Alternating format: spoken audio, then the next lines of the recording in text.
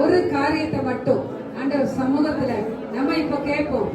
நிச்சயமா அடுத்த வருகிற வாரங்கள்ல அநேக சாட்சிகள் எழும்பும்.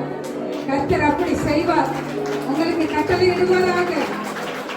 நீங்க வேண்டிக் கொண்ட விண்ணப்பங்களுக்கு கர்த்தர் பதில் கொடுப்பாராக.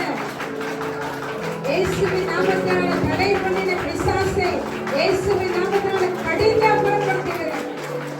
எல்லாம் வாய்ப்பு பண்ணுகிற கர்த்தர் உங்களோடு கூட இருக்கிறார். எல்லாவற்றையும் செய்யக்கூடிய கர்த்தர் உங்களோடு இருக்கிறார். அவர் நமக்கு அதிசயங்களை செய்கிறவராய் இருக்கிறார். என்ன காரியத்தை கர்த்தரிடம் கேட்டோமோ அதை நிச்சயமாக அவர் நிறைவேற்ற வல்லவராய் இருக்கிறார். ஆமென். ஹல்லேலூயா, ஹல்லேலூயா, ஹல்லேலூயா, ஹல்லேலூயா, ஹல்லேலூயா. நம் தேவன் அதிசயங்களை செய்கிறவர். நம் தேவன் அற்புதங்களை செய்கிறவர். நாம் கேட்டும் அவர் இல்லை என்று சொல்லுவதல்ல. நாம் கேட்டும் இல்லை என்று சொல்லுவதில்லை.